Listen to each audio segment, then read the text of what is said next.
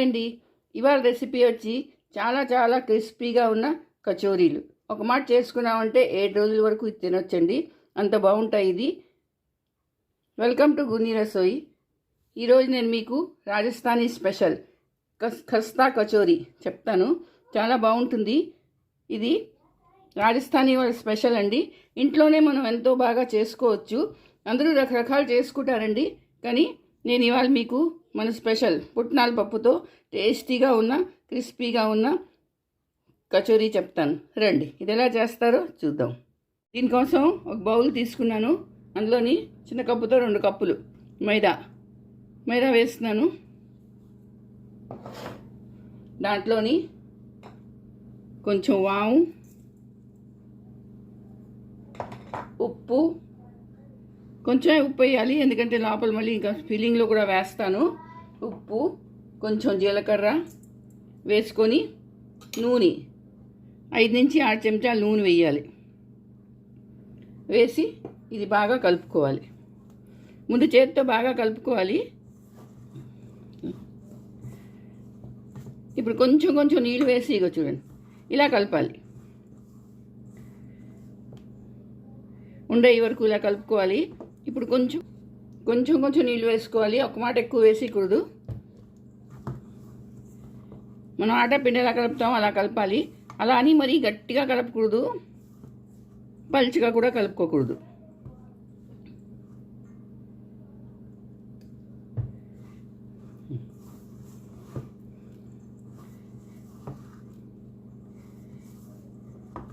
పలుచగా కలిపేమనుకోండి అది నూనె పీల్చేస్తుంది. గట్టిగా కలిపితే గట్టిగా అయిపోతాయి, వేగవు సరిగాను.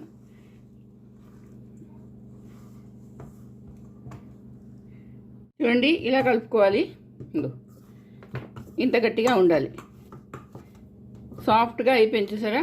ఇప్పుడు దీని మీద మూత పెట్టుకొని ఒక 10 నిమిషాల పాటు పక్కన పెట్టుకోవాలి. ఫిల్లింగ్ కోసం ఇదిగో ఇది పుట్నాల పప్పు. దాన్ని మిక్సీలో వేసుకొని కొంచెం పౌడర్ చేసుకున్నాను. కారం, ఉప్పు,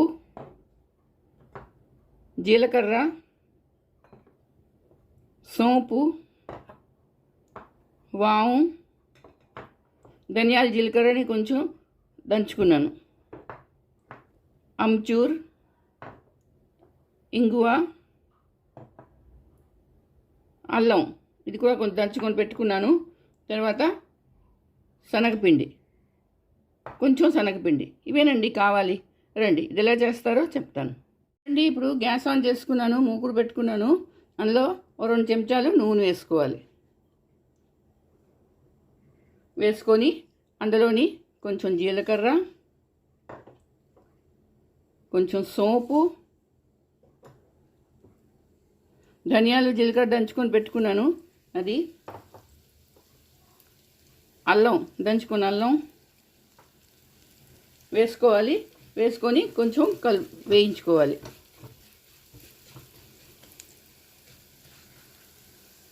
కొంచెం ఇంగు కూడా వేస్తున్నానండి. ఇప్పుడు ఇది కొంచెం వేగాలి. వేగుతూ ఉంటే మంచి వాసన వస్తుంది.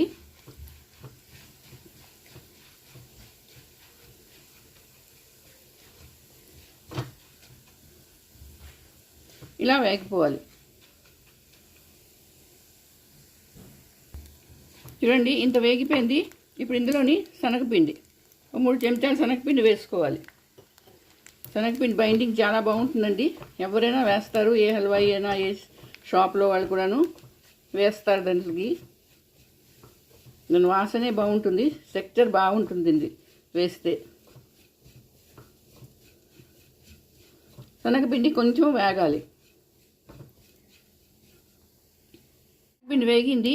ఇప్పుడు అందులోని కొంచెం కారం, కొంచెం ఉప్పు, తగినంత ఉప్పు,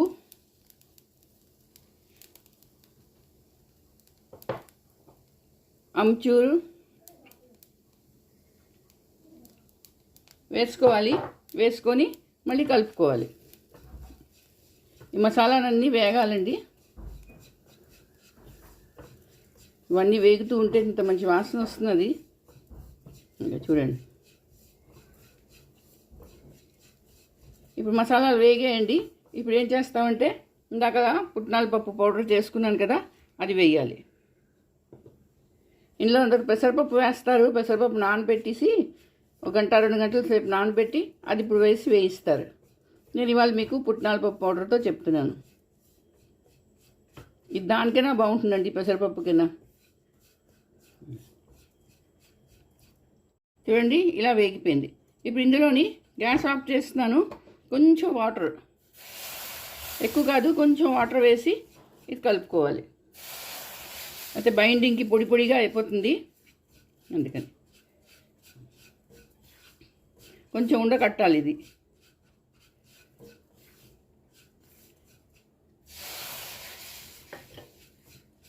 ఇలా పెట్టేసి ఇది చల్లారడానికి పక్కన పెట్టేయాలి.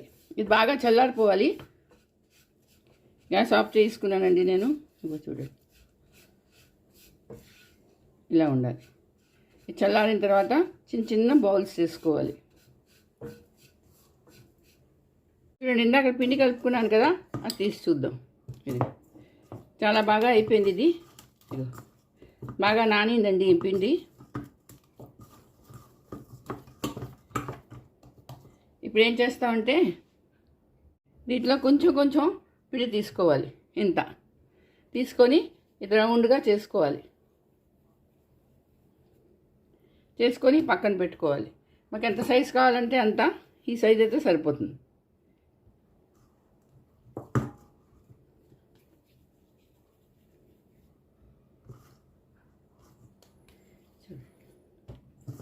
ఇలా సైజ్ చేసుకోవాలి.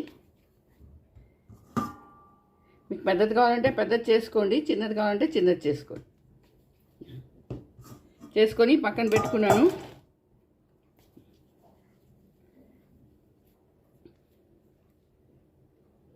చూడండి, స్టఫింగ్ కూడా చల్లగా అయిపోయింది. ఇప్పుడు చిన్న చిన్న ఉండలు తీసుకొని ఇలాగా చిన్న చిన్న ఉండలు చేసుకోవాలి. ఇది పక్కన పెట్టుకుంటాను.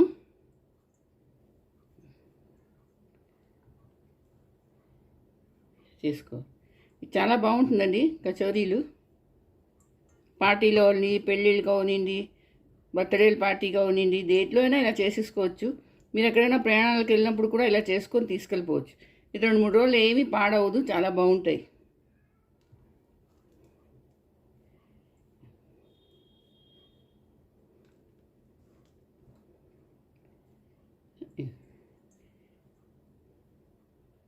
ఇలా చేసుకొని పక్కన పెట్టుకోవాలి. చూడండి, ఈ మైదా తీసుకొని దీన్ని రౌండ్గా చేసుకొని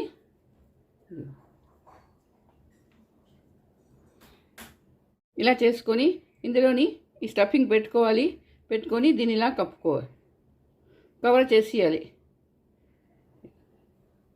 కవర్ చేసి ఎక్స్ట్రా ఏదైనా పిండి ఉంటే తీసేయాలి. సరే, తీసి రౌండ్గా చేసుకోవాలి. చేసి దీన్ని కొంచెం నొక్కాలి.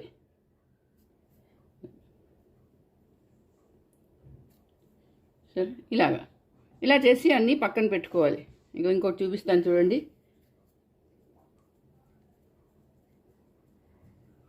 ఇలా పెట్టుకొని దీన్ని కవర్ చేసుకోవాలి.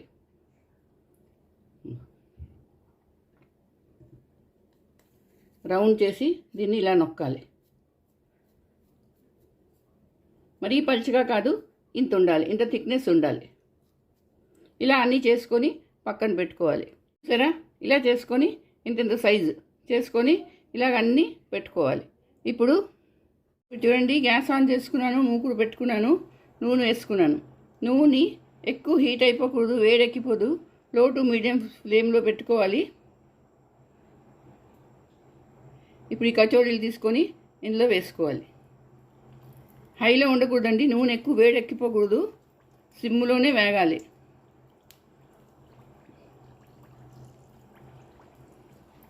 ఇలా సిమ్లో వేగుతూ ఉండాలి. వేగితేనే లోపల నుంచి వేగుతుంది. చాలా క్రిస్పీగా, బయట నుంచి క్రిస్పీగా, లోపల సాఫ్ట్గా ఉంటాయి. హైలో పెట్టామనుకోండి మాడిపోతాయి, అది వేగవు. వేగానే వెంటనే దాన్ని కదపకూడదు, కొంచెం వేగాలది. సరే, ఇలా సిమ్లో వేగుతూ ఉంటే దానిమట్టుకు అదే మీదకి వచ్చేస్తాయి. ఇగో ఇప్పుడు దీన్ని పల్టీ చేయాలి. గోల్డెన్ బ్రౌన్ అయ్యే వరకు వేయించాలి. ఇలా స్లోగా వేగాలి ఇది.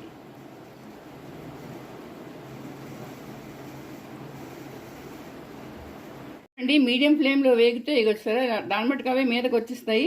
ఇలా స్లోగా వేగుతాయి. ఇప్పుడు దీన్ని పల్టీ చేసుకోవచ్చు.